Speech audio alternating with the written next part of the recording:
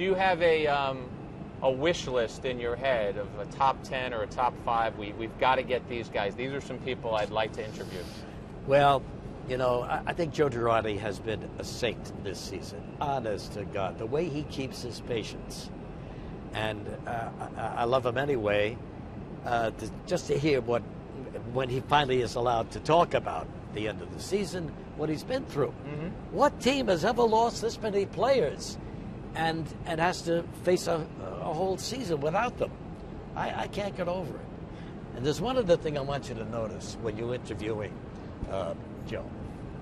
He's got the greatest set of forearms you've ever seen on any human Not like being. you and I. He's got Popeye you're forearms. Pretty good. Popeye. Yes. He's Popeye. Yes. And they pop up, you know. And I just look at his forearms. Well, I'll tell you this. I've been on some road trips with the Yankees. I was also at the winter meetings. I walked into the gym at the winter meetings in Nashville, and I'm going to do my little 3 or 4 miles on the treadmill and not bother anybody.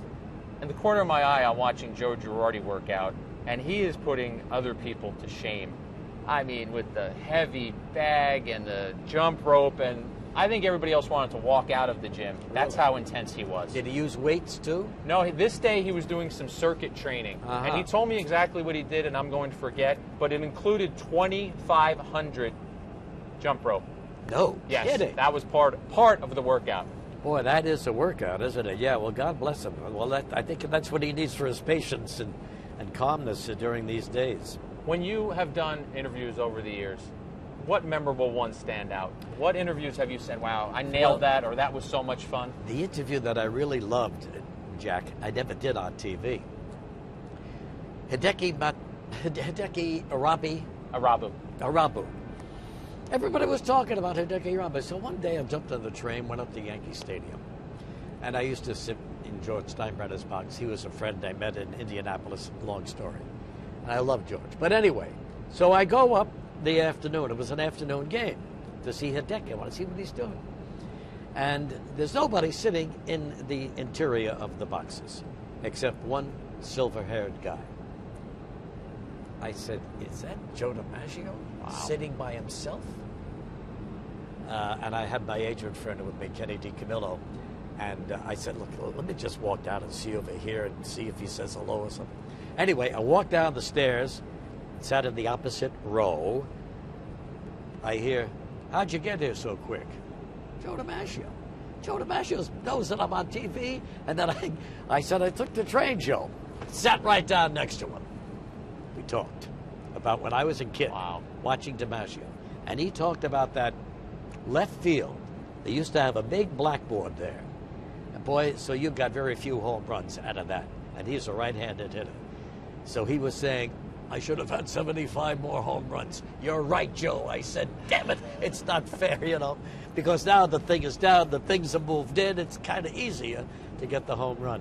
But we had a wonderful chat. Wow. And I loved him for it. And no camera, but that is the no one interview camera, but you that's wish. the one. That's something to talk about the next day. Absolutely. Now, being in George Steinbrenner's box, you must have had interaction with Mr. Steinbrenner. Oh, yeah. What was that like, that relationship? Well, you know, first of all, George was out for a year.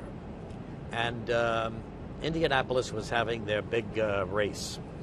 And the guy down there worked for the TV station.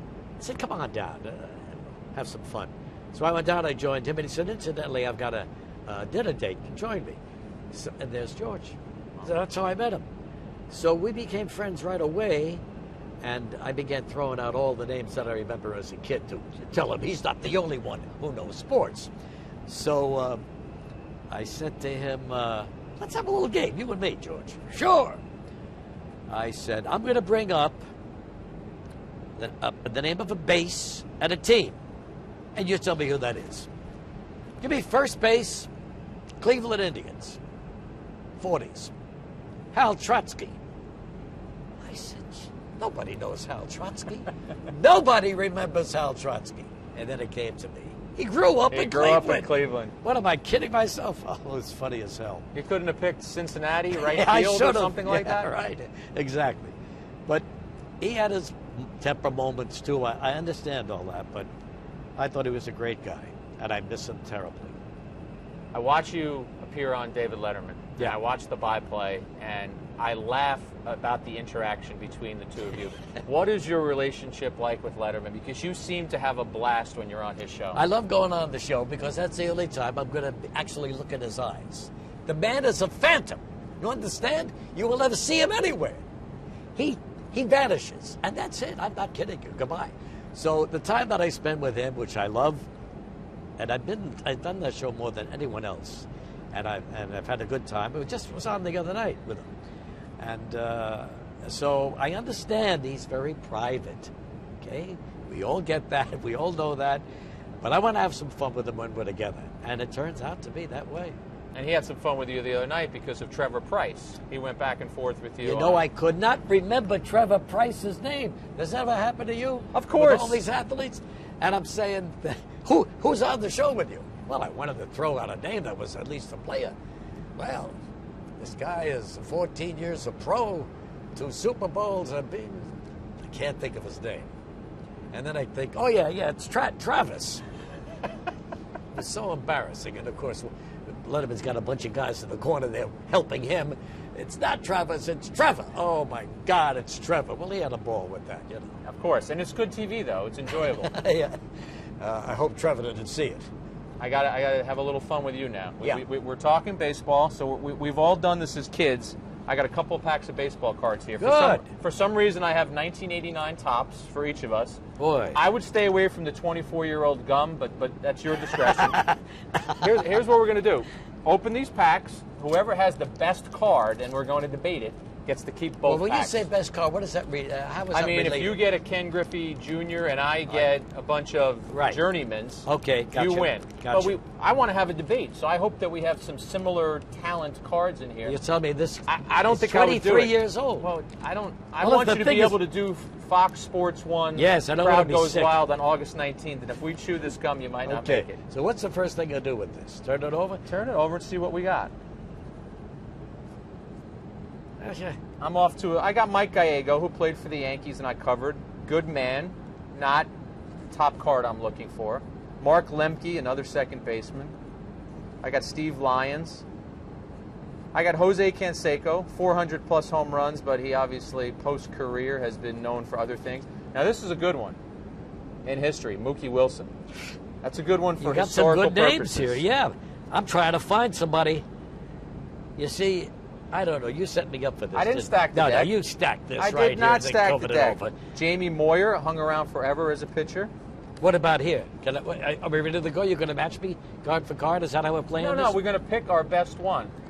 Uh-oh. That's not... I'm cheating. I think I see a good one coming up for you. Where? It might be game over. Should it be Rick Leash? No. Should it be Bob McClure? There you go. My God, yes. Can you believe what he's doing in L.A.? Don Mattingly. Good for him. What a game last night. Had 3-2. Oh. Did you please tell me you watched a little bit of the post game too? For Bob Lorenz and I say. It was at 1:30 in the morning. I've seen you and Lorenz. So after I see it again, you're well dressed, you're very handsome. Leave me out of it. All right, we'll leave you out of it. That might be a winner right there, Regis. Mattingly? Yeah, show me something better than Mattingly.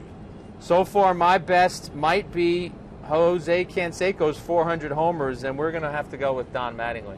Jose Canseco was quite a player. Look, but I got Barry Jones. You got Barry Jones. Do you know Barry? Rafael Belliard. Belliard, good infielder, but not a Mattingly type. Guillermo Hernandez. Won a Cy Young Award as a reliever. Yes. Well, good for him. All right. So far, Mattingly's your best. Joel Youngblood from the Giants. Bill Schroeder from the Brewers. Why do I get to all these guys? Claude Washington from the Yankees. That's another good hitter, but no, not a Mattingly. Now, Bell, I remember. George Bell, good home run hitter. Yeah. Roger Craig from the Giants. No, my guy is going to be Don Mattingly, and your guy ain't, so I win this. You win. So what do I win? I get a chance to you know what? eat your gum, too. You get my gum, too. Regis, best of luck with the show. We're going to be watching, and we appreciate you doing JCTV. Well, thank you very much. I'm glad you're going to be able to have a chance to watch. I hope it all works out. I think it will. Panel you have of five. 16,000 hours on TV. What's another couple of hundred hours? That's right. I'll just rack up a couple more and get out of there. That's right. Thanks for joining Jack, us. so much meeting. My pleasure. Thank you.